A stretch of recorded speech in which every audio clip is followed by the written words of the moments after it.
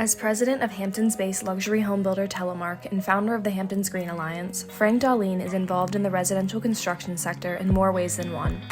His patented ICEMAN methodology helps homeowners and builders track the life cycle of construction emissions from material production to at-home application. With the help of ICEMAN and increased tax incentives for energy-efficient construction from the recently passed Inflation Reduction Act, Dalene says the future of green building is bright.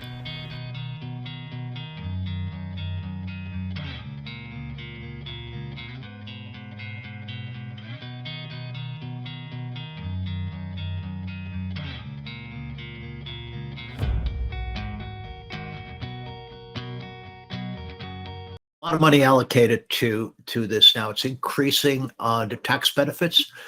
For many years, the tax benefit for renewable energy, for example, putting solar panels on the house, kept going down incrementally every year. So when I put it on my house, it was 50% of the initial cost. I believe it's now 30%. So they're raising that, and they're including all kinds of other um, energy saving equipment that you may be putting in your house.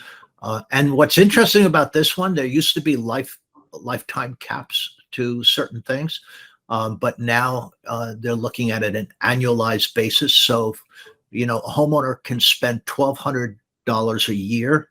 And so what they can do is budget different things, in more of a sequential way. So let's say this year you focus on windows, next year you may focus on, doing something else, and maybe replacing the appliances, for example.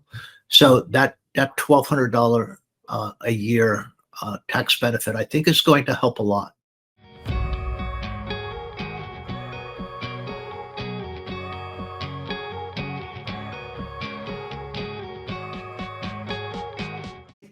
I think it is because these tax incentives have been going on for some time now, and a lot of them have sunsetted, right? So they have ended, and they have also, some of them have been, the incentives have been reduced to a level where it may not pay to do it, but I think this is going to be a great help, and I think it'll make it more long term. And then once this expires, of course, just like today, a new bill is being passed. Depending on what the progress is, and how everything is implemented in this bill, right? Because it's the execution of it that is really the key. It all sounds great, right? But the execution of it has to be good, and it has to make sense, and it has to make some real changes, right, in our habits and what we do, and how we use energy. And if we meet those goals, then it should be extended again, because there's a lot to do.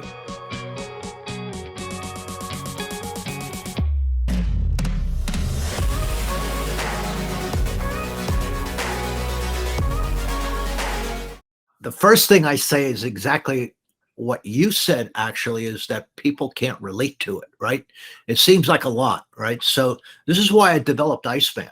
And I turned it into an indexing system, because the measurement for carbon emissions is in metric tons, right? First of all, we're on the English system, not the metric system. So we don't understand so much, how much a metric ton is. We understand how much 20 pounds of propane is in a barbecue bottle, right? We know what that is. We can visualize that. But what's a metric ton, and how much is that, and what does that look like? And so that's something that's kind of confusing to us in this country. It does sound like a lot, but there's a lot that can be done when you think about, all the emissions that are all the greenhouse gases that are being emitted from all the homes.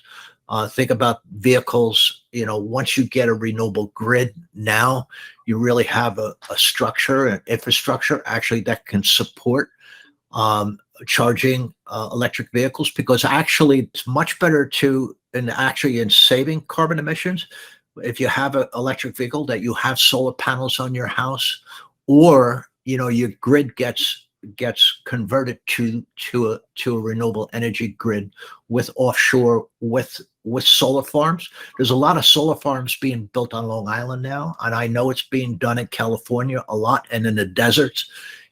Take advantage of that energy that we're getting from the sun, and when you're charging electric vehicles with renewable energy, now it makes sense.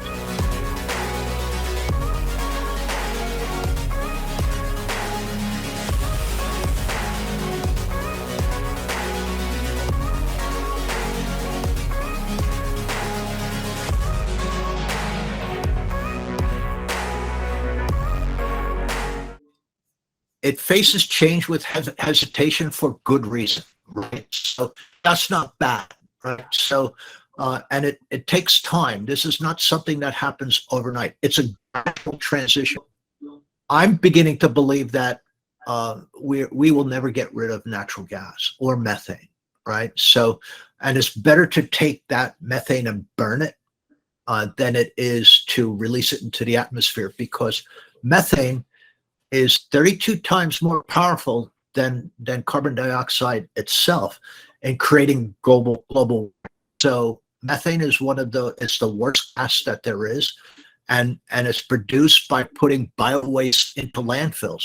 It creates methane, and that gets released into the atmosphere. So I don't believe we'll ever get away from things like that. We're getting there. And there's a lot of moving parts right now, and there's a lot of things to look at, and we'll begin adopting it. And just like any technology, there emerges a winner. There are going to be winners and there are going to be losers, right? Depending on what the cost is, what the benefit is, financial benefit is, right? When it saves us money, that's a great thing.